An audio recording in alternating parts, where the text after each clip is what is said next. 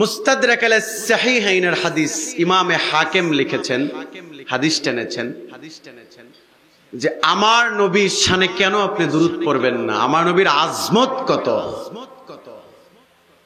আমাদের গ্রামগঞ্জে দেখবেন যারা মুরগি পালে, হাঁস পালে, পাখি পালে, এদেরকে দেখবেন যে রাতের বেলা, রাতের শেষ ভাগে সুবহে সাদেক যখন হয়ে যায়, ওই পাখিগুলো নিজের থেকেই আলাদা করে ডাকতে শুরু করে, ঠিক কিনা? মানুষের আগে পশু পাখির ঘুম ভেঙে যায়, পাখিগুলো কিচমিচ করে ডাকতে থাকে, খাঁচার মোরগগুলো তার কণ্ঠে আওয়াজ তুলতে থাকে। এটি চমৎকার একটি তথ্য মুস্তাদরাক আলা সাহিহাইনে ইমাম হাকিম লিখেছেন যে আল্লাহর হাবিব তার জান্নাতি জবানে মোবারকে স্বয়ং নিজে বলেছেন যে যখন যখন সুবহে সাদেক হয় আল্লাহ পাক তখন এক শ্রেণীর ফেরেশতাদেরকে পাঠিয়ে দেয়, যারা এসে ওই পালিত পশু পাখির কানে এসে আল্লাহর হাবিবের শানে একবার না, দুইবার না, একাধিকবার দুরূদ পাঠ করতে থাকে। দুরূদ যখন তার কানের কাছে পাঠ করে তখন তাদের ঘুম ভেঙে যায়। ঘুম ভাঙার পরে প্রাণীগুলো চিন্তা করে, আল্লাহর হাবিবের দুরূদ শুনে আমাদের ঘুম ভেঙেছে, আমাদের নৈতিক দায়িত্ব হচ্ছে তার উম্মতকে জাগিয়ে ফজরের সালাতে অ্যাটেন্ড করিয়ে দেওয়া। সুবহানাল্লাহ বলেন, চিল্লায় পড়েন আল্লাহু আকবার। তাহলে পাখিদের ঘুম ভাঙে কার দুরূদ শুনে?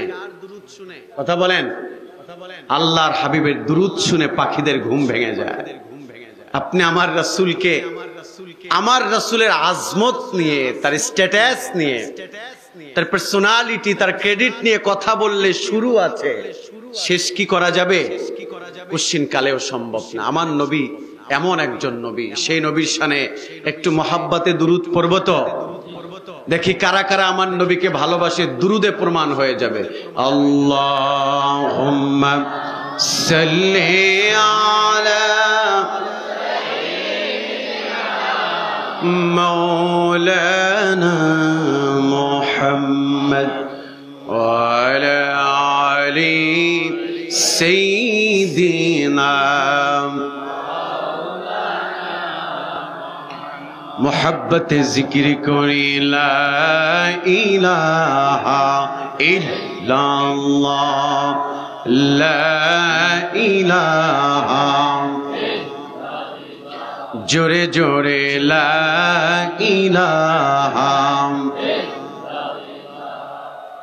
ला इलाहा इल्लल्लाह ला इलाहा রবের জিকির করোনা মন প্রাণ খুলিয়া, আল্লাহ জিকির করোনা মন প্রাণ খুলিয়া। রবের জিকির না করিলে, আল্লাহ জিকির না করিলে কলব জিন্দা হবে না, কলিজা শীতল হবে না। লা ইলাহা লা ইলাহা লা ইলাহা ইল্লাল্লাহু মুহাম্মাদুর রাসূলুল্লাহ সাল্লাল্লাহু আলাইহি ওয়াসাল্লাম। আলহামদুলিল্লাহ, পবিত্র ঈদ মিলাদুন নবী সাল্লাল্লাহু আলাইহি ওয়াসাল্লাম উদযাপন উপলক্ষে 22তম আজিমুশান ওয়াজ মাহফিল। আল্লাহ পাকের দরবারে লাখো কোটি শুকর এবং সুজুদ যে আল্লাহ জাল্লা শানুহু আপনাকে আমাকে জাগতিক সকল কাজকর্ম থেকে ফারেক করে মুতাবাররাক মুবারক একটি মাজালিসুজ জিকিরে আসার বসার যে আল্লাহ তৌফিক ধৈর্য হিম্মত দিলেন, সেই রবের শিখানো ভাষায় কালিমাতু হামদ উচ্চ আওয়াজ তুলে জবান খুলে পড়ছি আলহামদুলিল্লাহ, জবান খুলে পড়ছি রব্বানা লাকাল হামদ হামদান কাসীরান তাইয়িবান মুবারাকান ফীহি ইয়া রাব্বি লাকাল হামদু কামা ইয়ানবাগী লিজালালি ওয়াজহিকা ওয়া আযীমি সুলতানিক।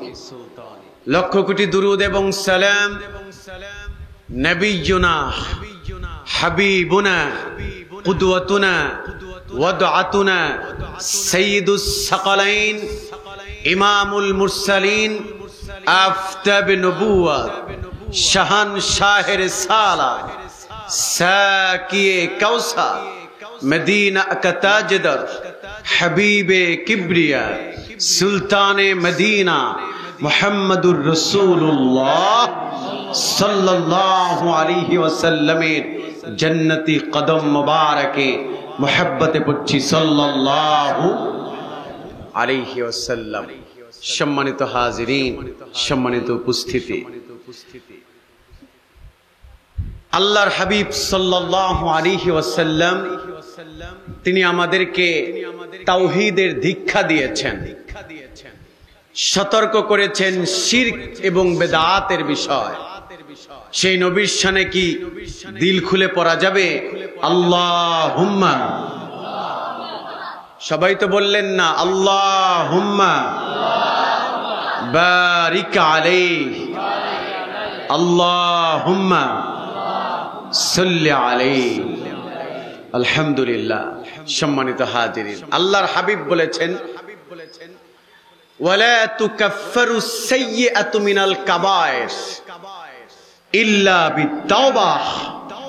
যেই ব্যক্তি কোরআন হাদিস শোনার জন্য জান্নাতের বাগানে ছুটে যাবে, মজলিস কায়েম করবে, আল্লাহ পাক তার জীবনের সমস্ত গুনাহগুলো মাফ করে দিবেন। সুবহানাল্লাহ বলেন।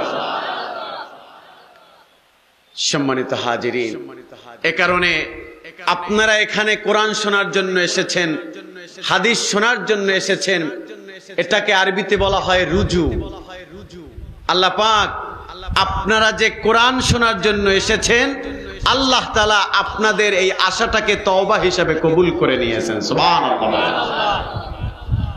এজন্য মনোযোগ সহকারে আমরা কথা শুনবো ইনশাআল্লাহ। আসুন সরাসরি আমরা কোরআনুল কারীমে ঢুকে যাচ্ছি। নির্ভরযোগ্য মুফাসসির মুহাদ্দিসদের দৃষ্টিকোণ থেকে আমরা সূরাতু আহজাবের ৪৫ এবং ৪৬ নং আয়াত থেকে আমরা কথা শুনবো। আল্লাহর হাবিবের শান মান আমরা শুনবো। কোরআন হাদিসে নবীজির শান মানের অভাব নাই।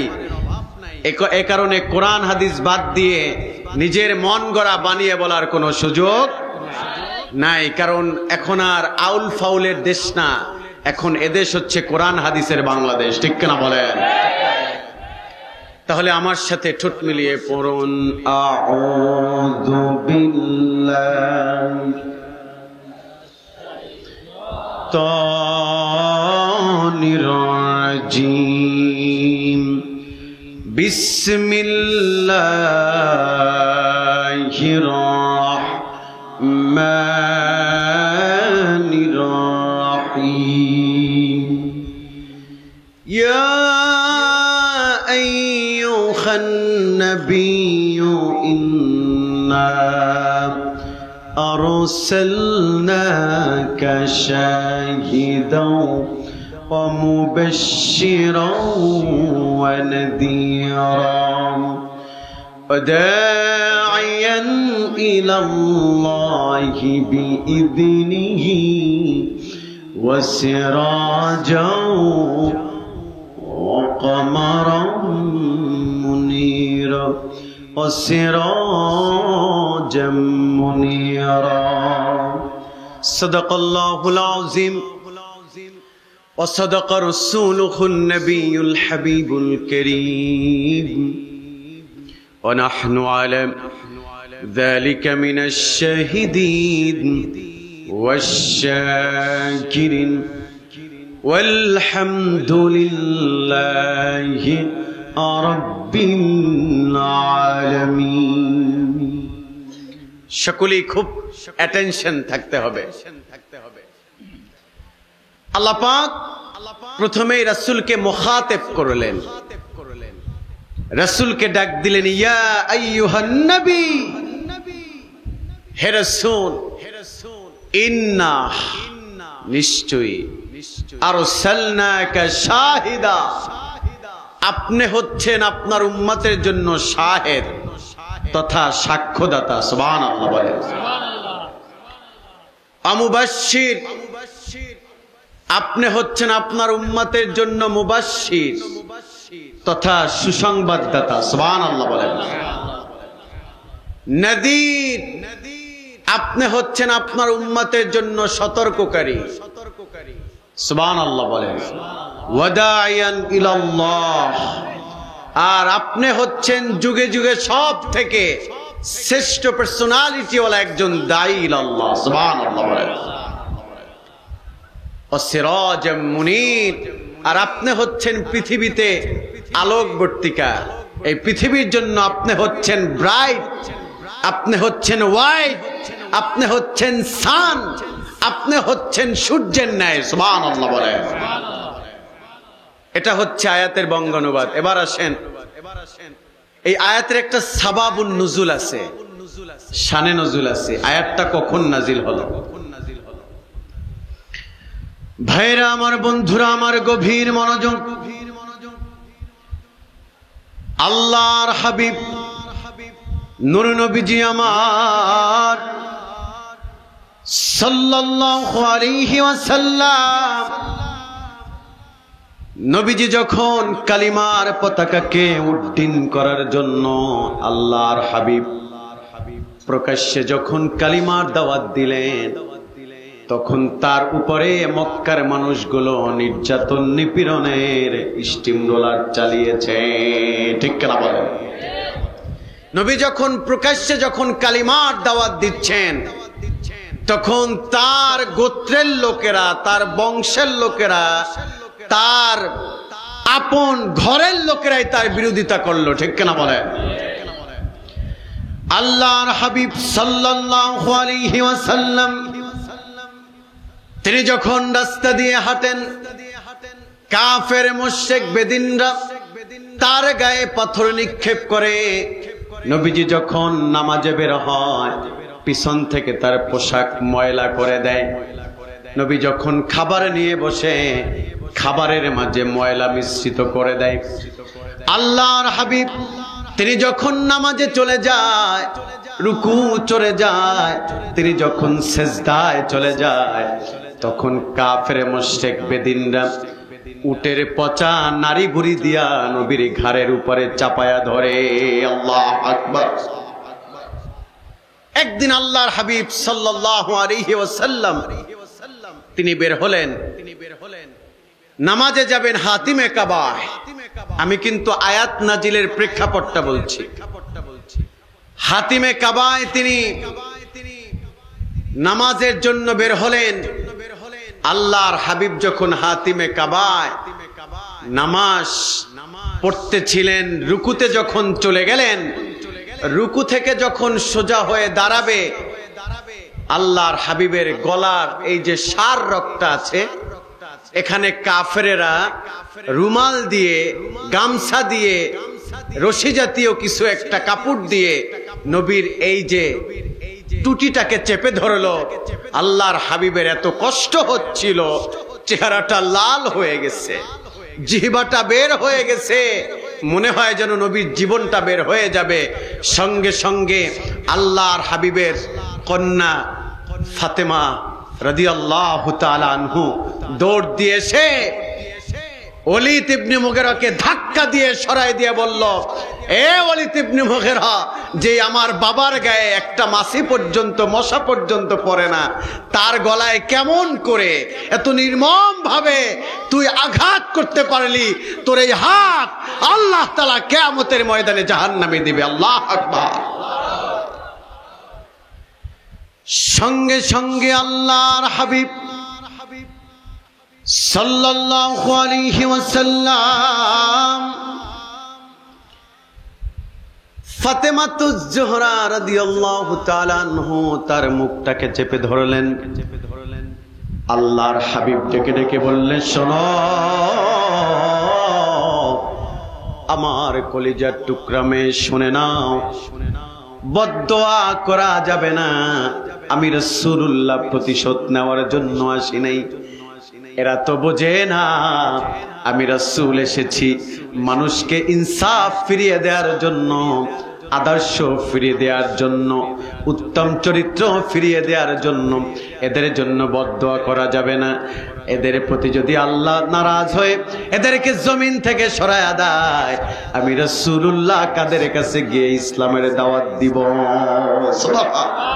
চিল্লায় পড়েন আল্লাহু আকবার। সঙ্গে সঙ্গে আল্লাহ তাআলা আসমান থেকে ওহীর ভাষায় নবীকে জবাব দিলেন। জিবরাইল এসে আল্লাহর হাবিবের কদমে এসে বললেন, ইয়া রাসূলুল্লাহ, ইয়া হাবিবাল্লাহ, হুজুর।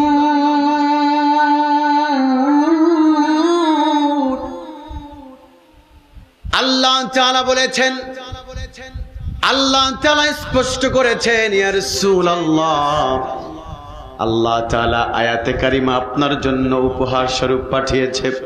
আল্লাহ বলেছেন, আপনি হচ্ছেন আপনার উম্মতের জন্য শাহেদ, আপনার উম্মতের জন্য মুবাশশির, আপনার উম্মতের জন্য নাযীরা, আপনার উম্মতের জন্য ওয়াদাইয়ান ইলাল্লাহ, আপনি আপনার উম্মতের জন্য সিরাজাম মুনীরা। সুবহানাল্লাহ। নবী তুমি আমার হয়ে যাও, তুমি আমি তোমার, তুমি আমার, আমি তোমার, তুমি আমার, একবার কথা দাও, নবী তুমি আমার হয়ে যাও। বলেন ইয়া রাসূলুল্লাহ। সঙ্গে সঙ্গে আয়াত নাজিল হলো। আল্লাহ পাক আমাদেরকে স্পষ্ট করে দিয়েছেন, জাতি শোনো, তোমরা আল্লাহর হাবিবের শানে, মানে, আজমতে, রফাতে মুস্তাকি করবে না। কারণ আল্লাহর হাবিব হচ্ছেন in the day of judgement, কিয়ামতের ময়দানে তোমাদের জন্য শাফাআতে কুবরা। সুবহানাল্লাহ বলেন। সম্মানিত হাজিরিন, এটা হচ্ছে সাবাবুন নুজুল। এবার আসেন এই আয়াতের ব্যাখ্যামূলক অনুবাদ আমরা শুনবো খুবই অল্প সময় ইনশাআল্লাহ। এক নাম্বার, প্রথমে তো আল্লাহ নবীকে ডাক দিলেন নবী বলে। এরপরে প্রথমে আল্লাহ পাক এক নম্বরে বললেন, রাসূল আপনি হচ্ছেন আপনার উম্মতের জন্য শাহেদ, আপনি সাক্ষ্যদাতা। বুখারী বর্ণনা, আল্লাহর হাবিব তার জান্নাতি জবানে মোবারকে বলেন, হে আমার উম্মতেরা শোনো, কিয়ামতের ময়দানে, কঠিন বিভীষিকাময় দিনে আমি রাসূলুল্লাহর শাফাআত যদি তোমরা পেতে চাও, আমি রাসূলের সাক্ষ্য যদি তোমরা পেতে চাও, আমি রাসূল বলে দিলাম, সালাতাম মান কুন্না ফীহি ওয়াজাদা হালাওয়াতাল ঈমান। হাসরের ময়দানে আমি রাসূলুল্লাহ তিন শ্রেণীর ব্যক্তিকে আমি তাদের জন্য সাক্ষ্য দিব। কয় শ্রেণী? আপনাদের খারাপ লাগতেছে? তাহলে কথা বলেন, কয় শ্রেণী? তিন শ্রেণীর ব্যক্তিদের জন্য নবীজি হাসরের ময়দানে সাক্ষী দিবেন। নবীজি বলবেন, এরা আমার উম্মত, আল্লাহ এদেরকে আপনি জাহান্নামে দিবেন না, এদেরকে জান্নাতে না দিলে আমি রাসূল জান্নাতে যাব না। সুবহানাল্লাহ। তারা কয় শ্রেণী? তিন শ্রেণী। এক নাম্বার হলো, এই দুনিয়াতে যারা ওয়াজাদা হালাওয়াতাল ঈমান,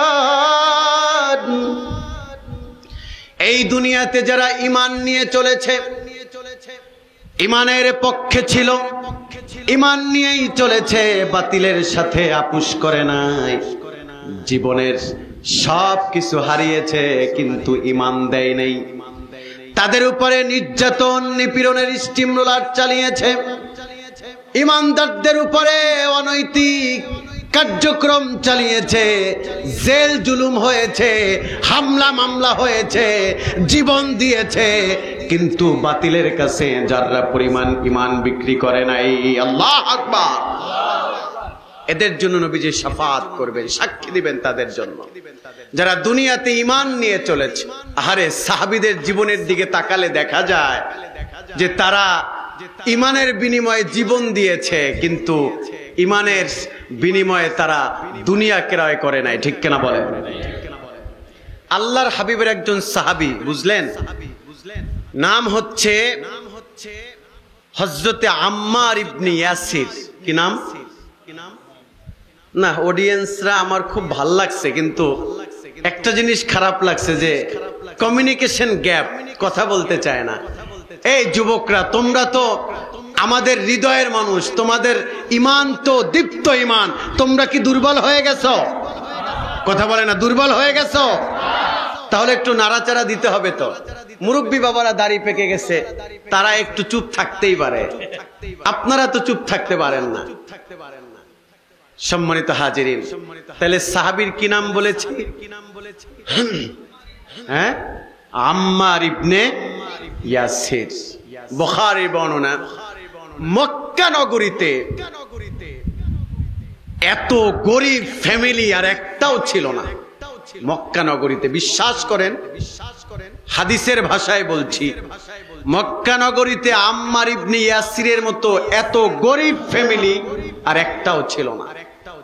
তাদের ফ্যামিলিতে তারা তিনজন লোক, হযরতে আম্মার, হযরতে ইয়াসির, হযরতে সুমাইয়া। সুবহানাল্লাহ বলেন। তো এই ছোট্ট ফ্যামিলি, তিনজনের ফ্যামিলি, এই ফ্যামিলির উপরে মক্কার কাফের মুশরিক বেদিনরা কত নির্যাতন নিপীড়নের স্টিম রোলার চালিয়েছে, যা আপনি হাদিস খুলেই আপনি অবাক হবেন, রীতিমতো বাকরুদ্ধ হবেন যে কত নির্যাতন তাদের উপরে চালিয়েছে।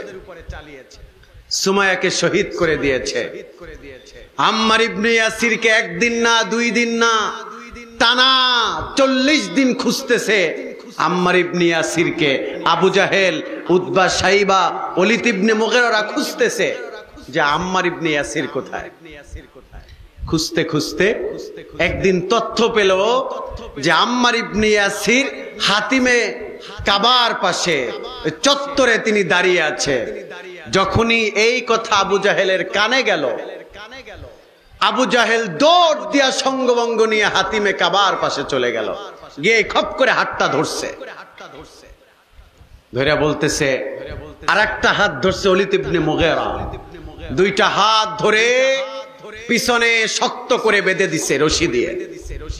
এবার ডেকে ডেকে বলে, আজকে তোমাকে ডিসাইড করতে হবে, চূড়ান্ত ডিসাইড করতে হবে, তুমি কি ঈমান দিবা, তুমি কি জীবন দিবা, নাকি রাসূলুল্লাহর কদম ছাড়বা। সুবহানাল্লাহ বলে। এ যুবক, শোনো শোনো, দুনিয়াতে তো অনেক ভালোবাসলাম, অনেক নেতার পিছনে দৌড়াইলাম, ছোটাছুটি করলাম, পিতামাতার কথা পর্যন্ত শোনো নাই। আহারে, মনে রেখো, কাল কিয়ামতের ময়দানে যে রাসূলুল্লাহ তোমার জন্য জীবনে সর্বোচ্চ ত্যাগ করেছে, ওই হাবিবুল্লাহর সঙ্গে হাসরের ময়দানে তোমার দেখা হবে। সেদিন যুবক, তুমি যদি রাসূল প্রেম দেখাতে না পারো, তোমার মতো বিপদগ্রস্ত আর কেউই হবে না।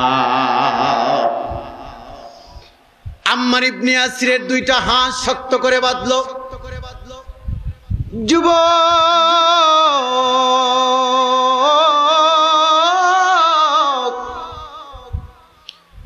শক্ত করে বাঁধার পরে বলল, তুমি কি জীবন দিবা নাকি মুহাম্মাদের কদম ছাড়বা? আম্মার ইবনে ইয়াসির দুইটা চোখের পানি ছেড়ে দিয়ে বলে, কি জানো, দুইটা চোখের পানি ছেড়ে দিয়ে বলতেছে, শোনো আবু জাহেল, আল্লাহ তো মানুষকে দুনিয়াতে একবার পাঠায়। কয়বার পাঠায়? একবার। তিনি বলল, ওয়াল্লাহি তাল্লাহি বিল্লাহি, আল্লাহর কসম করে বলি, আল্লাহ তাআলা যদি আমাকে দুনিয়াতে বারবার পাঠাতো, আমি রাসূলুল্লাহর কদমে বারবার শহীদ হতাম, কিন্তু বাতিলের কাছে কখনোই মাথা নত করব না। চিল্লায় পড়েন আল্লাহু আকবার।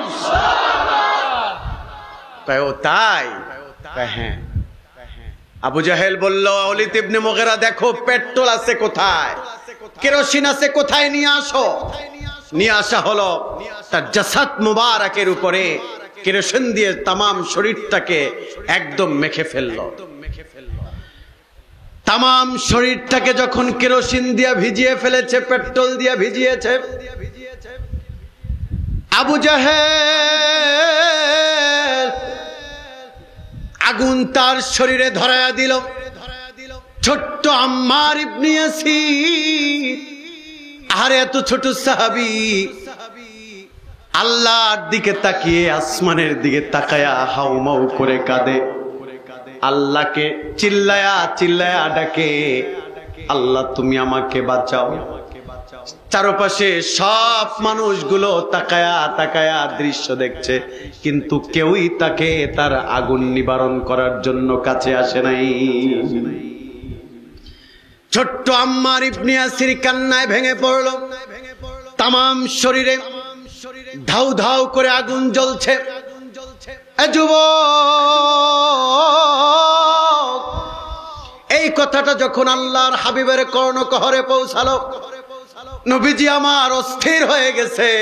বিশ্বাস করো, আল্লাহি, আল্লাহর কসম করে বলি, আলেমদের সাথে আলাপ করে দেখো, নবীজি জীবনে শুধু সাফা মারওয়ায় সাই করতে গিয়ে দৌড় দিয়েছে, এছাড়া নবীজি কখনো দৌড়ান নাই ওইভাবে।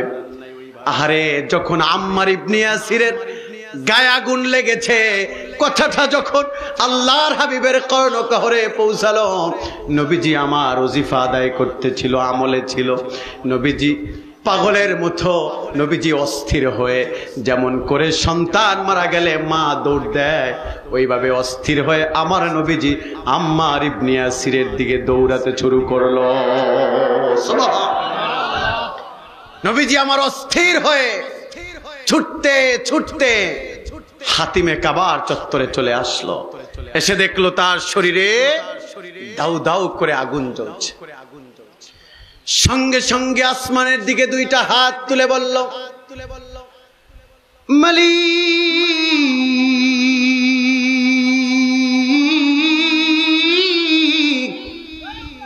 আমার আল্লাহ, আমি রাসূলুল্লাহ কখনো তোমার কাছে ওইভাবে কখনো হাত তুলি নাই। আল্লাহ, আমি তোমার কাছে হাত তুললাম, আল্লাহ দোয়া করলাম, ইয়া নারু কুনি বারদাও ওয়া সালামান আলা আম্মারিন কামা কুনতে আলা ইব্রাহিম।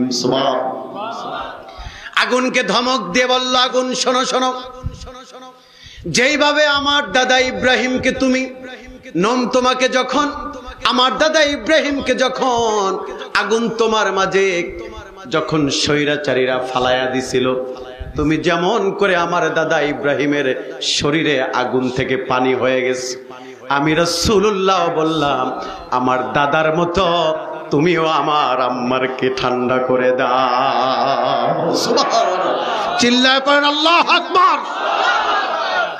নবীজি যখন ধমক দিলেন, ইয়া নার, হে আগুন, কুনি বারদা ওয়া সালামান আলা আম্মারিন, থেমে যাও, আমার দাদার মতো আমার আম্মারকেও তুমি শীতল করে দাও। সুবহানাল্লাহ বলেন। সঙ্গে সঙ্গে আগুন নিভে গেল। আল্লাহ আকবার কি বলবেন না? আরো জোরে বলেন আল্লাহ আকবার।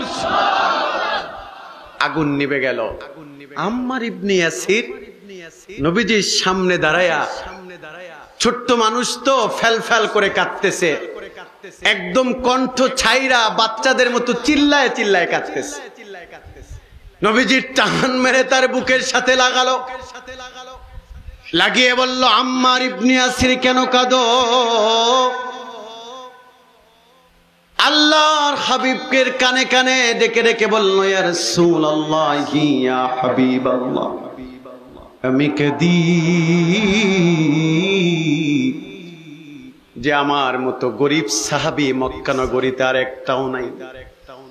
আমার মতো এত গরিব, এত হতদরিদ্র, ঠিক মতো খাবার পর্যন্ত খেতে পারি না। ইয়া রাসূলুল্লাহ, যখনই পেটে ক্ষুধা হয় অনেক বেশি, দৌড় দিয়ে আপনার আনোয়ার চেহারার দিকে তাকিয়ে থাকি, দৌড়ে আপনার কদমে চলে যায়, আনোয়ার চেহারার দিকে তাকিয়ে থাকি। আনোয়ার চেহারার দিকে তাকালে সারা দিনের সব ক্ষুধা নিবারণ হয়ে যায়। ইয়া রাসূলুল্লাহ,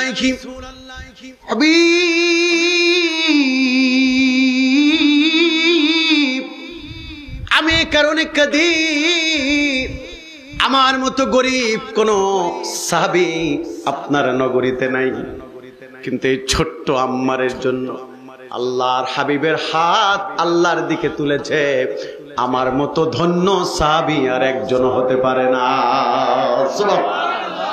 নবী তুমি আমার হয়ে যাও, রাসূল তুমি আমার হয়ে যাও, তুমি আমার আমি তোমার, বলেন তুমি আমার আমি তোমার, একবার কথা দাও, নবী তুমি আমার হয়ে যাও, রাসূল তুমি আমার হয়ে যাও। আল্লাহর হাবিব সাল্লাল্লাহু আলাইহি ওয়াসাল্লাম বুকের সাথে শক্ত করে ধরে নবীজি আমার বলল, আম্মার ইবনে ইয়াসির শোনো শোনো। নবীজির হাতি শুধু তুলি নাই, আমি রাসূলুল্লাহ বললাম, ওয়াজাবাত লাহুল জান্নাহ, আমি রাসূল যদি হাসরের ময়দানে আল্লাহ তাআলা ফিলিসিং মার্সি দিয়ে যদি আমাকে জান্নাতে প্রবেশ করায়, আমি রাসূলুল্লাহ বলে দিলাম, আমি রাসূল আমার সুমাইয়া, আমার আম্মার আমার ইয়াসিরকে ছাড়া আমি রাসূলুল্লাহ জান্নাতে প্রবেশ করব না। চিল্লায় পড়েন আল্লাহু আকবার। সেই নবীকে ভালোবাসার দরকার আছে না নাই? না আসতে হলে হবে না, আছে না নাই? জোরে কোন আছে না নাই? আছে। তাহলে কিয়ামতের ময়দানে নবীজি সাক্ষ্য দিবেন কয় শ্রেণীর মানুষকে? ভুলে গেছেন নাকি? কয় শ্রেণী? 3 শ্রেণী। 1 নাম্বার হলো যারা ঈমান নিয়ে জমিনে চলাফেরা করেছে, বাতিলের সাথে আপোষ করে নাই, জীবন চলে গেছে যাক, কিন্তু ঈমান দেয় নাই। আল্লাহু আকবার। নাম্বার 2 হলো ওই সকল উম্মতের জন্য নবীজি সাক্ষ্য দিবেন যারা দুনিয়াতে পবিত্রতার সাথে তথা সর্বদা ওযুর সাথে চলেছে, তাদের জন্য নবীজি সাক্ষ্য দিবেন। সুবহানাল্লাহ বলেন। বুখারী বর্ণনা, আল্লাহর হাবিব তার জান্নাতি জবানে মুবারাকে বলেন, আমার উম্মতরা শোনো শোনো, ইন্না উম্মতি ইউদআউনা ইয়াওমাল কিয়ামাহ গুররান মুহাজ্জিলিনা মিন আথারিল ওযু। আমি রাসূলুল্লাহ বলে দিলাম, কিয়ামতের ময়দানে ওই সকল উম্মতকে আমি তাদের পক্ষে সাক্ষ্য দিব। তারা কারা? যারা দুনিয়াতে ওযুর সাথে চলেছে, অফিসে গেছে ওযু করে গিয়েছে, বাসায় এসেছে ওযু করেছে, মসজিদে গিয়েছে ওযু করেছে, মাদ্রাসায় গিয়েছে ওযু করেছে, মাহফিলের ময়দানে গিয়েছে ওযু করেছে। আহারে যখনই ওযু ছুটে গেছে তখনই ওযু করেছে। আল্লাহর হাবিব সাল্লাল্লাহু আলাইহি ওয়াসাল্লাম বলেন, এই সকল ওযু করা উম্মতদেরকে তাদের পক্ষে আমি সাক্ষ্য দিব। সুবহানাল্লাহ। আবু বকর রাদিয়াল্লাহু তাআলা আনহু, তিনি একটু ডিফারেন্ট মানুষ। নবীকে একটু ঘন ঘন প্রশ্ন করত। আবু বকর ডেকে ডেকে বললেন, ইয়া রাসূলুল্লাহ, আমি কি একটা প্রশ্ন করতে পারি? নবীজি বললেন, সালানি, করো। দাঁড়ায় বললেন, ইয়া রাসূলুল্লাহ, ইয়া হাবিবাল্লাহ, কিয়ামতের ময়দানে অসংখ্য অগণিত নবী থাকবে, অসংখ্য অগণিত নবীর উম্মত থাকবে। ইয়া রাসূলুল্লাহ, ইয়া হাবিবাল্লাহ, আমি আবু বকর জানতে চাই, কিয়ামতের ময়দানে অসংখ্য অগণিত মানুষ থাকবে, এর মাঝে কেমন করে আপনি আপনার উম্মতকে চিনবেন? এটা একটা প্রশ্ন না?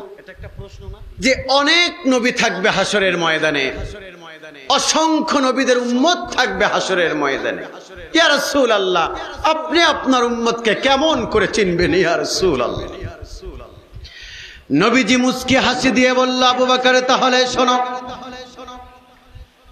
কিয়ামতের ময়দানে, কঠিন বিভীষিকাময় দিনে অসংখ্য অগণিত মানুষ থাকবে, আমি আমার উম্মতকে কেমন করে চিনব জানো?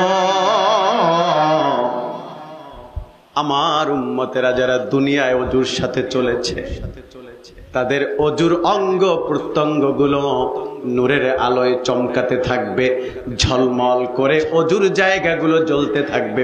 আমি রাসূল তাদেরকে দৌড়ায়া দৌড়ায়া ধরে ধরে ডেস্টিনেশন জান্নাতে ঢুকায়া দিব। চিল্লায় পড়েন আল্লাহু আকবার। তাহলে অজু লাগবে কি লাগবে না? পবিত্রতা লাগবে কি লাগবে না? লাগবে। জমিনে ধান রোপণ করতে যায় হাজী সাহেব, গাজী সাহেব, নামাজি, মৌলবি, টুপিওয়ালা, দাড়িওয়ালা, পাগড়িওয়ালা, কিন্তু জমিনে নামলেই কেমনে একটু আইল ঠেলবে, আশেপাশে তাকায়া এক বিলাস তো কেমনে একটু বাড়ানো যায়, এমন ধান্দা নিয়ে চলে আসে না? নাই। সারা জীবন আকাম কুকাম কইরা জীবনের শেষ প্রান্তে মক্কা শরীফ গেছে হজ করতে। মক্কা শরীফে গিয়া এরপরে হাউমাউ করে কাঁদতেছে, এমন কাদা কাঁদে। মক্কা শরীফে কি বাঙালি আছে না? আছে না নাই? ওই কান্না দেখা বাঙালিরা বলতেছে, এর যে কান্নার ডিজাইন, নিঃসন্দেহে বাংলাদেশি লোক। তো পিছনে যায় মোনাজাত ধরছে যে এই লোক যেই পরিমায় হাতিমে কাবায় কাঁদতেছে, নিঃসন্দেহে আল্লাহর ওলি। পিছন থেকে হাত তুলছে মোনাজাতে, আরে আল্লাহর ওলি কাঁদতেছে। এক পর্যায়ে দেখে আল্লাহর ওলি কাঁদে আর কয়, আল্লাহ, আমি অনেক কষ্ট করে হারামাইন শরীফাইনে এসেছি, আল্লাহ তুমি আমার জীবনের গুনাহ মাফ করে দাও। আল্লাহ, আকাম তো একটা করে ফেলছি, আল্লাহ জানি তুমি মাফ নাও করতে পারো, এরপরও আল্লাহ বলছে আমার একটু মাফ করো, আমি তো একটা আকাম কইরাইছি। আল্লাহ, আকামটা কি? সব সম্পত্তি ছেলের নামে লেখা দিয়া মেয়ের শরীরে মুছা দিয়া কয় তোমারে আল্লাহ খাওয়াইবো। এমন আছে না নাই? বাংলাদেশে এমন আছে না নাই? সিলেটে নাই, কিন্তু বাংলাদেশে বিভিন্ন জায়গায় আছে। কি সিলেটে আছে নাকি? ওমা, এদিকেও আছে। কি কয়? আমি তো ভাবছি সিলেটে নাই। এখানে ফুলতলি আছে, শাহজালাল আছে, শাহপারান, কত আল্লাহর ওলি শুয়ে আছে। এখান থেকেই তো বাংলাদেশ আলোকিত হয়েছে, তাহলে এখানেও এই লোক আছে। আল্লাহ তাআলা আমাদেরকে হেফাজত করুক, পড়েন আমিন। সম্মানিত হাজিরিন, তাহলে পবিত্রতার সাথে চলতে হবে, আর পবিত্রতা, কলবের পবিত্রতাও লাগবে, আর শরীরের পবিত্রতাও লাগবে। সারা জীবন ইবাদত করতেছে কিন্তু অন্তর পরিষ্কার না। অপরে একটু ভালো হয়েছে দেখলে খুব হিংসা হয়। অপরের ছেলেটা বাহিরে চলে যাচ্ছে, একই ইউনিভার্সিটিতে পড়েছে, অপরের ছেলেটার চাকরি হয়েছে, তার ছেলের হয় নাই কেন? এ কারণে হিংসায় জ্বলে। এমন আছে না নাই? একই কলেজ, একই ইউনিভার্সিটিতে মেয়ে পড়ে, তার মেয়েটার বিবাহ হচ্ছে না, পাশের বাসার মেয়েটার ভালো এক জায়গায় বিবাহ হয়েছে, দেখা হিংসায় জইলা কইরা সারকার হয়ে যায়। আছে না নাই? এই সমস্ত ব্যক্তি যতই নামাজ পড়ুক, যতই ইবাদত করুক, এদের ইবাদত আল্লাহর কাছে গ্রহণযোগ্যতা পাবে না। তাহলে 2 নাম্বার কারা? যারা ওযুর সাথে চলবে, তাদের জন্য নবীজি সাক্ষ্য দিবেন। নাম্বার 3, এই দুনিয়াতে যারা ইনসাফ ভিত্তিক সমাজ কায়েম করেছে, কাউকে ঠকায় নাই, ওজনে কম দেয় নাই, অপরের জমি নিজে গ্যাস করে নাই, অপরের সম্পদকে লুণ্ঠন করে নাই, অপরকে কেমনে ঠকানো যায় টেন্ডেন্সি নিয়ে চলে নাই, কেমনে অপরের পকেট থেকে টাকা ভাঙানো যায় এই সমস্ত চিন্তা নিয়ে চলে নাই, ইনসাফ ভিত্তিক সমাজ কায়েম করতে চেয়েছে। এদের জন্য আল্লাহর হাবিব হাসরের ময়দানে সাক্ষী দিবেন, সুবহানাল্লাহ বলেন। তাহলে 1 নাম্বার হচ্ছে আমার নবী শাহেদ, 2 নাম্বার হচ্ছে আমার নবী মুবাশশির, সুসংবাদদাতা। হাদিস শরীফে এসেছে, আনা আউয়ালুন নাসি খুরুজান ইযা বুইসু ওয়া আনা খাতিবুহুম ইযা ওয়াফাদু ওয়া আনা মুবাশশিরুহুম বিয়াউমা ইদিম বিয়াদি। আমি রাসূলুল্লাহ হাসরের ময়দানে সর্বপ্রথম আমি উদিত হব, সুবহানাল্লাহ। আমি আমার উম্মতের জন্য ওকলাতি করব, সুবহানাল্লাহ। আমি আমার উম্মতকে সর্বপ্রথম জান্নাতের সুসংবাদ দিব, সুবহানাল্লাহ। তাহলে আমার নবী হচ্ছে মুবাশশির। 3 নাম্বার আমার নবী হচ্ছে নাযীর, আমার নবী হচ্ছেন সতর্ককারী। তার মতো সতর্ককারী যুগে যুগে আর একজনও আসে না, ঠিক কিনা বলেন?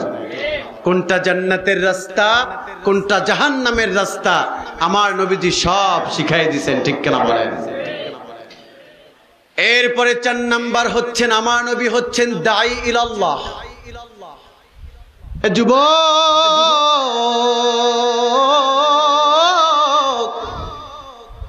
খরগোশের মতো কান খাড়া করা লাগবে। আমার নবী হচ্ছেন দাঈ ইলাল্লাহ। আল্লাহ তাআলা নবীকে ডেকে ডেকে বললেন, হাবিব, যুগে যুগে যত নবী আমি আল্লাহ পাঠিয়েছি ইয়া রাসূলুল্লাহ, কিন্তু আপনার মতো দাঈ ইলাল্লাহ একজনও আসে নাই, সুবহানাল্লাহ। এক নবীর দাওয়াতের সিস্টেম ছিল একরকম, আমার নবীর দাওয়াতের সিস্টেম আরেক রকম। এক নবী দাওয়াত দিতে দিতে ক্লান্ত হয়ে গেছে, কিন্তু আমার রাসূল তায়েফে রক্ত ঝরিয়েছে, বদদুয়া করে নাই। উহুদের ময়দানে রক্ত ঝরিয়েছে, বদদুয়া করে নাই।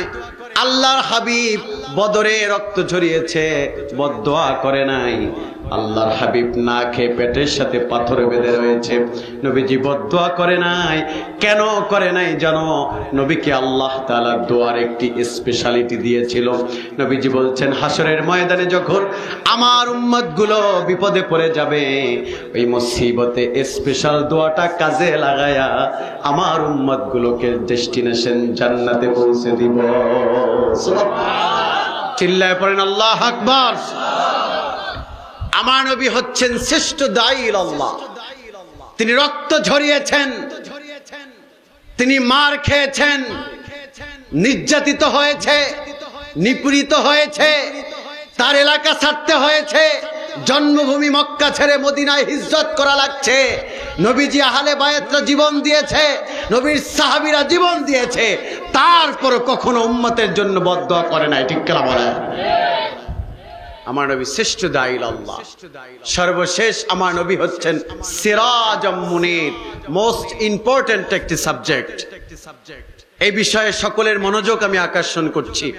আমার নবী হচ্ছেন সিরাজুম মুনীরা, সুবহানাল্লাহ বলেন। একটু মুহাব্বতে বলেন আল্লাহু আকবার।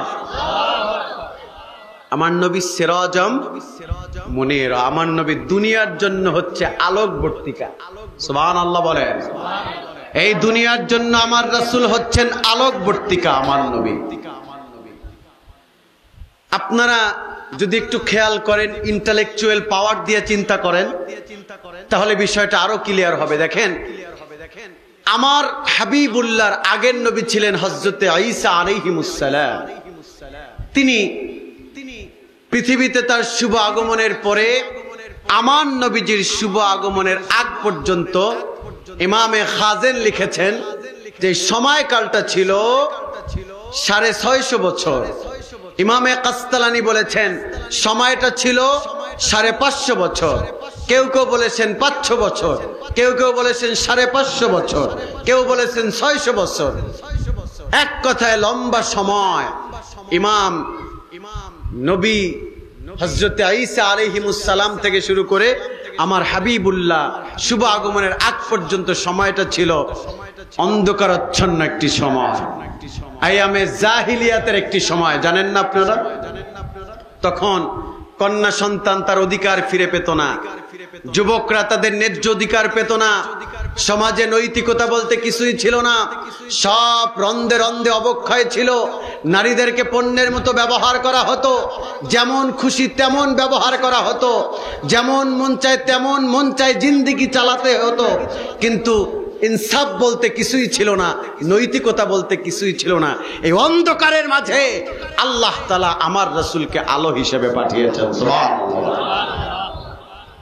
আমার নবী কেমন নবী! সুবহানাল্লাহ।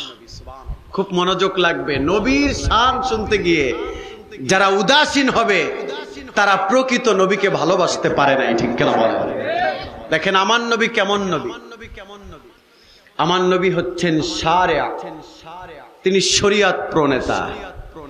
আমার নবী হা বললে হালাল, আমার নবী না বললে হারাম। আমার নবী আঙুল দিয়ে ইশারা করলে চাঁদ দ্বিখণ্ডিত হয়, আমার নবী পা উঁচু করলে মেরাজে চলে যায়। সুবহানাল্লাহ বলেন। আমার নবীর আজমত কেমন! আপনি যদি কোরআন রিসার্চ করেন দেখেন, আই ক্যান চ্যালেঞ্জ, কোরআনে সব নবীদের সাথে আল্লাহ তাআলা আচরণ করেছেন একরকম, আর আমার রাসূলুল্লাহর সঙ্গে আচরণ করেছেন সবার থেকে আলাদা, ভিন্ন রকম। সুবহানাল্লাহ বলেন। এ যুবক, গভীর মনোযোগে খেয়াল করেন, আমাদের জাতির পিতার নাম কি বলেন? না ভয় নাই তো? জোরে বলেন। না না, আপনার ভয় পাচ্ছেন নাকি? তাহলে বলেন না, আমাদের জাতির পিতার নাম কি? উচ্চস্বরে বলেন, কি নাম? সাইয়েদনা ইব্রাহিম আলাইহিস সালাম। তাকে আল্লাহ তাআলা বললেন, লা তুখজিনি ইয়াওমা ইউবাসুন। ইব্রাহিম আলাইহিস সালাম আল্লাহকে বললেন, রব্বি লা তুখজিনি ইয়াওমা ইউবাসুন। আয় আল্লাহ তাআলা, হাসরের ময়দানে আমি ইব্রাহিমকে আপনি বেইজ্জতি করবেন না, অসম্মান করবেন না, আমাকে জিল্লতি জিন্দেগি দিবেন না, আমাকে ইজ্জত দিবেন। আল্লাহ, আপনার কাছে আমি দোয়া চাই। আর আমার রাসূলকে আল্লাহ তাআলা ডেকে ডেকে বলেন, ইয়া আইয়ুহান নবী, হে নবী আপনি শোনেন, ইয়াউমা লা ইয়াখজিল্লাহুন নাবিয়্যা, আপনাকে ইব্রাহিমের মতো আমার কাছে দোয়া করা লাগবে না যে হাসরের ময়দানে সম্মান দিয়েন।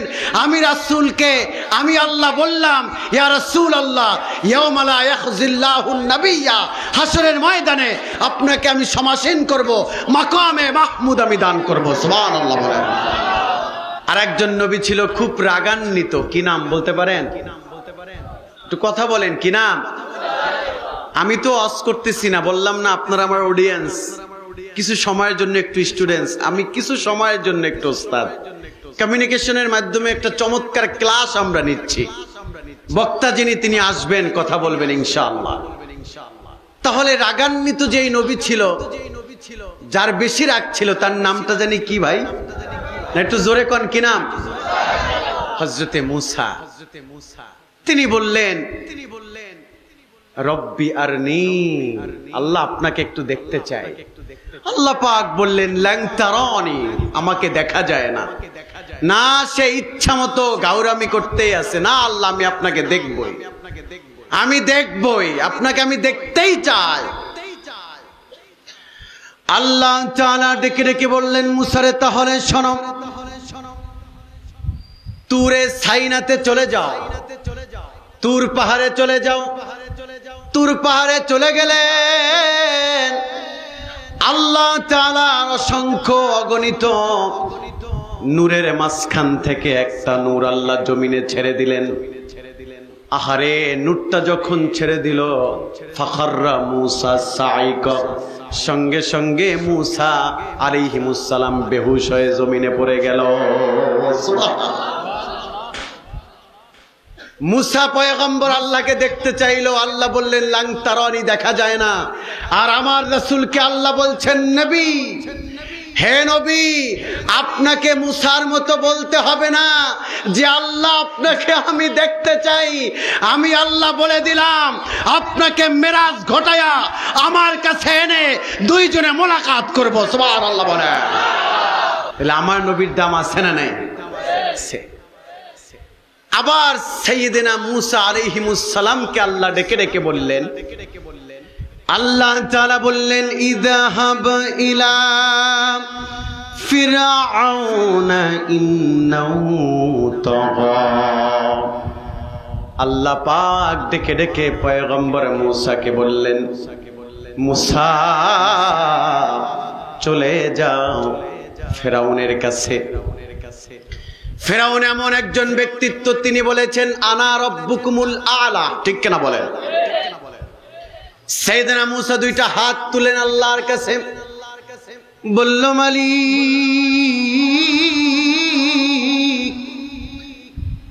যিনি সর্বদা বলেন আনা রব্বুকুমুল আলা, এমন একজন সন্ত্রাস, এমন একজন টান্ডারবাজ, এমন একজন চাঁদাবাজ, এমন একজন স্বৈরাচারের সামনে কেমন করে আমি যেতে পারি? কারণ তার সাথে এনি টাইম ৮০,০০০ সৈন্য থাকে। আর এদিকে আমি মুসা আর আমার ভাই হারুন, এই দুইজন কেমন করে তার সামনে যেতে পারি? তার ৮০,০০০ আছে, আমার তো অন্তত ৮,০০০ও থাকা দরকার, ঠিক কিনা বলেন? কয় আল্লাহ, ওইটার সন্ত্রাস, ওই যে স্বৈরাচার, ওই যে ফ্যাসিস্ট, ওর তো সর্বদা ৮০,০০০ সৈন্য থাকে চারপাশে, সর্বদা তাকে প্রোটোকল দেয়। যখন রাস্তা দিয়ে বের হয় এমন রিচ লেভেলের প্রোটোকল দেয়, দুই পাশে, এদিকে অ্যাম্বুলেন্সে রুগী থাকে, সরকার যাচ্ছে, রাষ্ট্রপ্রধান যাচ্ছে, মন্ত্রী যাচ্ছে, ওই খবিসগুলা যাওয়ার কারণে এদিকে অ্যাম্বুলেন্সে রুগী ময়রা সোজা হয়ে যায়, তারপরও তাদেরকে একটু রাস্তা করে দেয় না, ঠিক কিনা বলে? ওই স্বৈরাচার তার কাছে যাবে হযরতে মুসা আলাইহিমুস সালাম। ওই যে ফিরআউন, উতবা, সাইবা, ওলীদ ইবনে মুগীরা, আবু জাহেল, নমরুদ, কারুন, ওদের পথেও হেঁটেছিল আমার দেশের এক শ্রেণীর মানুষ, তাদেরকে এদেশের জনগণ লাথি মেরে জমিনের সাথে মিশাই দিছে, ঠিক কিনা বলা? সম্মানিত হাজিরিন, সম্মানিত উপস্থিতি, যখন ফিরআউন এই স্বৈরাচার নিজেকে বলল আনা রব্বুকুমুল আলা, তখন আল্লাহ তাআলা ডেকে ডেকে বললেন যে শোনো, টেনশন করো না, চলে যাও। কয় আল্লাহ যাব, কিন্তু তার আগে একটু তোমার কাছে দোয়া চাই। কি চাই? আল্লাহর কাছে ডেকে ডেকে বললেন রব্বিশরাহ লি সাদরি ওয়া ইয়াসসিরলি আমরি। ডেকে ডেকে বলল মালিক, তোমার কাছে ফরিয়াদ, তোমার কাছে দরখাস্ত, আমি তো ফিরআউনের কাছে চলে যাব, আমি তো ফিরআউনের কাছে যাব, আমি এবং আমার ভাই, কিন্তু তোমার কাছে বলি, আয় আল্লাহ তাআলা, আমার সিনার শক্তিটাকে তুমি বাড়ায়া দাও, আমার ইমানের শক্তিটাকে তুমি বাড়ায়া দাও, তুমি আমার জেহেন জাকাত বাড়ায়া দাও, যাতে করে ফিরআউনের সামনে দাঁড়ায় কথা বলতে পারি। আল্লাহু আকবার। ইয়া রাসূলুল্লাহ, ইয়া হাবিবাল্লাহ, আপনাকে মুসার মতো আমার কাছে চাইতে হবে না যে আল্লাহ আপনি আমার সিনার শক্তি বাড়ায় দেন। আমি আল্লাহ বললাম আলাম নাশরাহ লাকা সাদরাক, আমি আপনার জেহেন জাকাত বৃদ্ধি করে দিয়েছি। এ দুনিয়া আপনি সারা আখিরাতের ময়দানেও আপনি হচ্ছেন শ্রেষ্ঠ নবী। সুবহানাল্লাহ বলেন। তাইলে মুসা বললেন আল্লাহ আমার সিনার শক্তি বাড়ায় দেন, আর আল্লাহ আমার রাসূলকে বললেন আলাম নাশরাহ লাকা সাদরাক, আমি আপনার সব কিছু বাড়ায় দিলাম। সুবহানাল্লাহ বলেন। আমার নবীর দাম আছে না নাই? চিল্লায় বলেন আছে না নাই? সেই নবীর শানে, মানে, আজমতে, রফাতে, স্ট্যাটাসে সর্বদা আমল দরকার আছে না নাই? যেই ব্যক্তি আশেক রাসূল দাবি করে, যেই ব্যক্তি নিজেকে সুন্নি দাবি করে, কিন্তু নামাজ নাই, রোজা নাই, হজ নাই, যাকাত নাই, তাহজিব নাই, তামাদ্দুন নাই, পাক নাই, পবিত্র নাই। আছে একতারা, আছে দোতারা, আছে সেতারা, আছে মাজার পূজা, আছে পীর পূজা। এই সমস্ত ব্যক্তি সুন্নি না, এরা হচ্ছে সুন্নি নামে ভণ্ড, ঠিক কিনা বলে? তারাই হচ্ছে সহি সুন্নি, তারাই হচ্ছে সঠিক সুন্নি, যারা আল্লাহর হাবিবের মহাব্বত অন্তরটা ভরা। কিন্তু ওই অন্তরের যদি আপনি ভালোবাসা খুঁজতে যান, দেখবেন সব সুন্নাহর আমল দিয়া ভরপুর, ঠিক কিনা বলেন? ওই ব্যক্তি তো আশিকে রাসূল, যার জীবন থেকে যাররা পরিমাণ নবীর একটা সুন্নাহর আমল বাদ যায় না, ঠিক কিনা? আমরা সহি সুন্নি হতে চাই, সঠিক সুন্নিয়াত লালন করতে চাই, কিন্তু সুন্নিয়াত নামে যে ভণ্ডামি চলে, এই সমস্ত সুন্নিয়াতের সাথে আমাদের সম্পর্ক নাই, ঠিক কিনা বলেন? সম্মানিত হাজিরিন, আমার নবী কেমন নবী! আল্লাহ পাক ডেকে ডেকে বললেন, ওয়ারাফা'না লাকা যিকরা, ইয়া রাসূলুল্লাহ, ইয়া হাবিবাল্লাহ, আপনার শান, আপনার মানকে আমি আল্লাহ তাআলা সমুন্নত করেছি। সুবহানাল্লাহ। কেমন করে সমুন্নত করলো, গভীর মনোযোগে খেয়াল করেন। আল্লাহ তাআলা হাদিসে কুদসিতে বয়ান করেন, হাইসুমা যুকিরতু যুকিরতা মাই,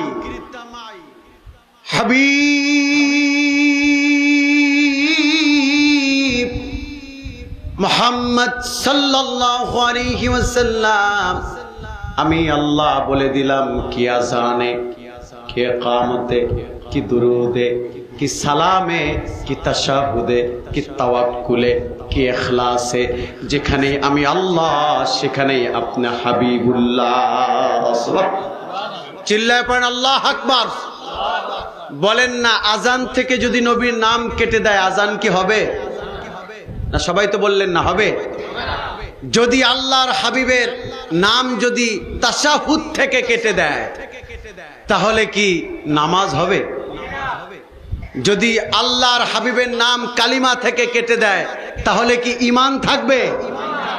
তাহলে সেই নবীকে যারা সমাজ থেকে মাইনাস করতে চায়, পৃথিবী থেকে তার সম্মানকে কমিয়ে দিতে চায়, ওই সমস্ত স্বৈরাচার, ওই সমস্ত ভণ্ডদেরকে আমরা শক্ত হাতে রুখে দিতে চাই।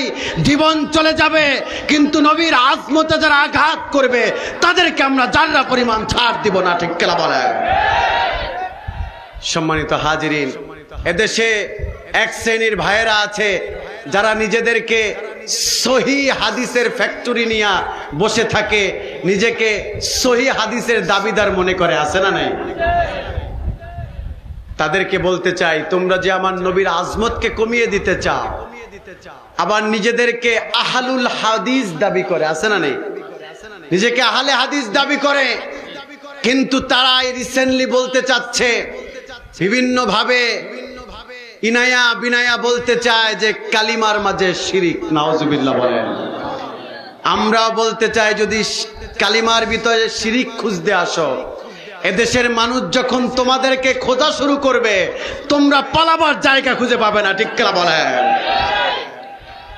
তারা বলে যে কালিমায় শিরিক, আবার বলে সুন্নাহ লাগে না, দাড়ি সাইটা কাইটা রাখলেই হয়, পাঞ্জাবি না পড়লেও হয়, কোন রকম টাই আর স্যুট পরে নামাজ পড়লেই হয়, অত হুজুরগো মতো দাড়ি টুপি পাগড়ি আর পাঞ্জাবি নিয়ে মাখামাখির কিছু নাই। এই সমস্ত ব্যক্তিরা ইসলামকে সহজ করতে গিয়ে নবীর সুন্নাহকে মাইনাস করে দিচ্ছে। এদের বিষয়ে সোচ্চার থাকবেন। রাজি আছেন তো? কথা বলে না, রাজি আছেন তো? কারা কারা রাজি আছেন হাত তুলে দেখান। নারায়ে তাকবীর, নারায়ে তাকবীর, নারায়ে রিসালাত।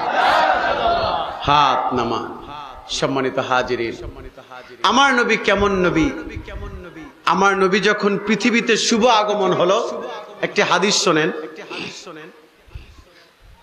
আমার নবীর যখন পৃথিবীতে শুভ আগমন হলো, আল্লাহর হাবিবের মায়ের ঘরে অবস্থান করেছেন আব্দুর রহমান ইবনে আউফের মা, নবীজির অন্যতম একজন সাহাবী হযরতে আব্দুর রহমান ইবনে আউফ। তার মা ডেকে ডেকে বললেন, সিরাত ইবনে হিশাম থেকে বলছি,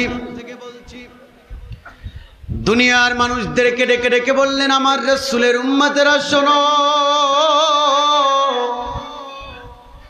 আমি যখন রাসূলুল্লাহর ঘরে অবস্থান করেছি, আমার নবীজি যখন তার মায়ের রেহেমে, আমি তখন তার ঘরেই ছিলাম। যেই রাত্রে নবীজি আমার পৃথিবীতে শুভ আগমন করেছে, ওই রাতে আমি নবীর ঘরেই ছিলাম। সুবহানাল্লাহ বলে। আমি দেখলাম তিনি যখন তার মায়ের গর্ভ থেকে এসেছেন পৃথিবীতে, আমি দেখলাম পৃথিবীতে আসার পরে ডান কাঁধে শুয়ে কি জানি পিরিপিরি করে বলতেছে। আমি যখন কানের সাথে মুখের সাথে কানটা লাগাইলাম, আমি দেখলাম শব্দটা শোনা যায়, ইয়া হাবলি উম্মতি। শুধু তাই না, পৃথিবীতে আসার পরে ডান কাঁধে শুইল, এমন শব্দ করলো, রাতের বেলা মা আমিনা বাচ্চাটাকে কোলে নিয়ে ঘুমালো। গভীর রজনীতে দেখলাম কুয়াশার একটি টুকরা এসে ঘরটাকে আচ্ছন্ন করে দিল। সুবহানাল্লাহ বলেন। ঘরের দুইটা ছাউনি দুই দিকে সরে গেল, একটা মেঘের টুকরা, কুয়াশার টুকরা ঘরে ঢুকলো, ঘরটা অন্ধকার হয়ে গেল। আর কে যেন আসমান থেকে বলছেন, গায়্যিবু হাদা তিফ তুফু মাশারিকাল আরদি ওয়া মাগারিবাহা, বাচ্চাটাকে গায়েব করে দাও, নিমিষের মাঝেই তামাম পৃথিবীটাকে ঘুরাই নিয়ে আসো, যাতে কোনো একটা মাখলুকাত আমার নবীর পরিচয় থেকে মাহরুম না হয়। সুবহানাল্লাহ বলেন। এই বাচ্চা কেমন বাচ্চা! আমার নবী পৃথিবীতে শুভ আগমন হলো। আপনারা সকলেই অবগত আছেন, আল্লাহর হাবিবের নসিবে তেমন তার মায়ের দূত নসিব হয় নাই। যখন মক্কা নগরীতে চরম ভাবে যখন দুর্ভিক্ষ দেখা দিল, তখন বনু সাদ গোত্রের নারীরা এসে বাচ্চাদেরকে মক্কা থেকে নিতে শুরু করলো। এক এক করে নিতেছে। আল্লাহর হাবিবকে যখন নিয়ে গেল, লম্বা ইতিহাস, ওদিকে আমি যাব না। হালিমাতুস সাদিয়া যখন আমার নবীকে নিয়ে গেল বনু সাদ গোত্রে, আল্লাহর হাবিবকে তিল তিল করে যখন বড় করতে শুরু করলো, হালিমাতুস সাদিয়ার আরেকটা সন্তান ছিল, তার নাম হলো আব্দুল্লাহ। কি নাম? সবাই বলেন কি নাম? তার নাম হলো আব্দুল্লাহ। তিনি মুহাম্মাদুর রাসূলুল্লাহ সাল্লাল্লাহু আলাইহি ওয়াসাল্লামকে নিয়ে পাহাড়ের উপত্যকায় খেলা করতে গেলেন। খেলা করতে যাওয়ার পরে এদিকে মা হালিমাতুস সাদিয়া দুইটা বাচ্চার জন্য চমৎকার সুষম খাবারের ব্যবস্থা করলেন। আর আব্দুল্লাহ আমার রাসূলকে বললেন, ভাই চলো আমরা একটু পাহাড়ের উপত্যকা থেকে খেলা করে আসি। চলে গেল পাহাড়ের উপত্যকায়। কথা শুনতেছেন তো? খেলা করতেছে করতেছে করতেছে, হঠাৎ করে দেখে বিশাল একটা মানুষ, যার মাথাটা আসমানে আর পা দুইটা জমিনে। বিশাল বড় মানুষ। এই চিত্র দেখে আব্দুল্লাহ ভয় পাইয়া আইজো দৌড় কাইলো দৌড়। আল্লাহু আকবার। আর আল্লাহর হাবিব তিনি দৌড় দিলেন না, ওই বিশাল ইয়া বড় একটা মানুষ, মাথাটা আসমানে পা দুইটা জমিনে, ওই মানুষটার সামনে স্টিল নাও তিনি দাঁড়িয়ে আছেন, এক পা নড়াচড়া করছেন না।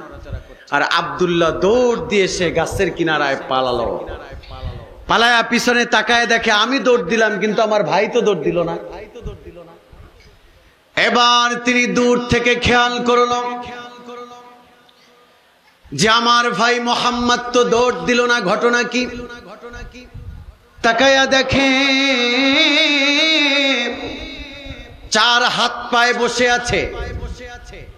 ওই যে আসমান থেকে যেই মানুষটা, মাথাটা আসমানে পা দুইটা জমিনে, ওই লোকটা আল্লাহর হাবিবকে কোলে নিল, জমিনের উপরে সোজা করে শোয়া দিল। হাতের ভিতরে একটা খঞ্জর নিল। সিরাত ইবনে হিশাম প্রমাণ করে যে এত চমৎকার খঞ্জর, এত নূরান্বিত খঞ্জর জীবনে আব্দুল্লাহ কোনদিন দেখে নাই। সুবহানাল্লাহ বলেন। ওই খঞ্জরটা নিয়ে আল্লাহর হাবিবের দাড়ি মোবারকের নিচ থেকে শুরু করে নাভি পর্যন্ত টান মারলো, বুকটা কেটে গেল, হাতটা আল্লাহর হাবিবের জাসাদ মোবারকের ভিতরে ঢুকাইয়া দিল। এতটুকু চিত্র দেখে আব্দুল্লাহ আইজ দৌড়াইল, দৌড় দিয়ে মায়ের কাছে গিয়ে বলে, মা মাগো, ভাইকে নিয়ে খেলা করতে গিয়েছিলাম, কিন্তু সেখানে গিয়ে দেখলাম অবাক করা কাণ্ড। এই কথা বলছে আর অজর নয়নে কান্না করছে। হালিমাতুস সাদিয়া শক্ত করে ধরে বলল, বাবা কি হয়েছে একটু খুলে বলো না। কয়, মা ভাই মোহাম্মদকে নিয়ে খেলা করতে গেলাম, দেখলাম বিশাল একটা মানুষ এসে তাকে শোয়া, তাকে বুকটাকে কেটে ফেলছে, আমার ভাইটা মনে হয় মরে গেছে। এই কথা শোনার সঙ্গে সঙ্গে হালিমাতুস সাদিয়া তিনি পাগলনির মতো দৌড় দিলেন। হাদিস প্রমাণ করে হালিমাতুস সাদিয়া যদিও পেটের ভিতরে 10 মাস 10 দিন রেখেছে আব্দুল্লাহকে, কিন্তু নিজের সন্তানের থেকে আল্লাহর হাবিবকে অনেক বেশি তিনি ভালোবাসেন। সুবহানাল্লাহ। হালিমাতুস সাদিয়া দৌড় দিয়ে ছুটলেন, আহারে আমার কলিজার টুকরা সন্তান মোহাম্মদ, যে সন্তানটা আমার বুকে যেদিন এসেছে সেদিন থেকে আমার ঘরে রহমত বরকত ভরপুর হয়ে গেছে। মা পাগলনির মতো দৌড়াচ্ছে, ছোটাছুটি করছে, দৌড়াতে দৌড়াতে পাহাড়ের উপত্যকায় চলে গেল। গিয়া দেখলো আল্লাহর হাবিব নূর নবীজি আমার সাল্লাল্লাহু আলাইহি ওয়াসাল্লাম তিনি 4 হাত পায়ে বসে আছে। তার মা গিয়ে শরীরের উপরে মুছা দিল, বাবা মোহাম্মদ কথা বলে না। দ্বিতীয়বার আবার শরীরে মুছা দিল, কথা বলে না। তৃতীয়বার মুছা দিল, কথা বলে না। চতুর্থবার যখন ধাক্কা দিল, আল্লাহর হাবিব একটু চমকে উঠল, বলল কি? বলল, বাবা আমি তোমার মা হালিমাতুস সাদিয়া, তোমাকে বলছি তোমার কি হয়েছে। এই কথা বলার পরে বলল, মা আমিও জানি না কি হয়েছে। কয়, তোমার বুকটা নাকি কেটে ফেলছে কে এসে?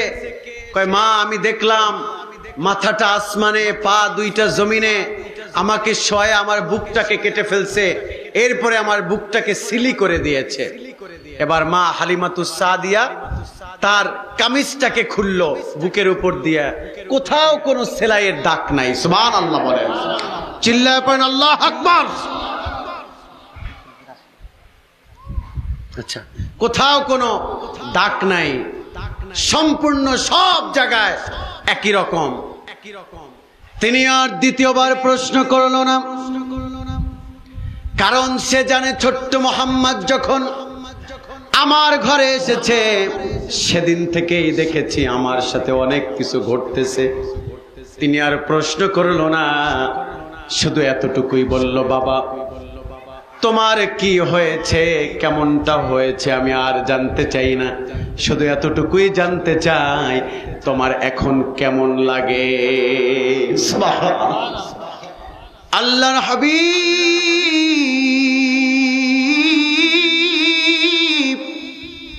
সাল্লাল্লাহু আলাইহি ওয়াসাল্লাম নূর নবীজি আমার ডেকে ডেকে বললেন, মা আমার কেমন লাগে তাহলে শোনেন। আমি যখন আগে আকাশের দিকে তাকাতাম, আকাশের চন্দ্র সূর্য তারকারাজি নক্ষত্ররাজি দেখতে পেতাম। এখন আমি যখন আকাশের দিকে তাকাই, আমি আকাশের চন্দ্র সূর্য না, আমি আরশে আজিম পর্যন্ত আমি দেখতে পাই। সুবহানাল্লাহ। ফাকান্নি বিআরদা রাব্বি বারিজা, মা আমি যখন আগে জমিনের দিকে তাকাতাম, জমিনের দিকে তাকালে পরে আমি গাছপালা তরুলতা দেখতে পেতাম। ও মা এখন আমি যখন জমিনের দিকে তাকাই, আমি গাছপালা তরুলতা নয়, আমি যখন জমিনের দিকে তাকাই আমি মাটির তলদেশ পর্যন্ত আমি দেখতে পাই। নবী নবী করে আর কত কাল আমি কাঁদব, আপন নয়নে কবে জানি, আপন নয়নে কবে জানি নূর নবীকে আমি দেখব, নবীর চরণে তে সারা জীবন আমি থাকব। বলেন ইয়া রাসূলুল্লাহ।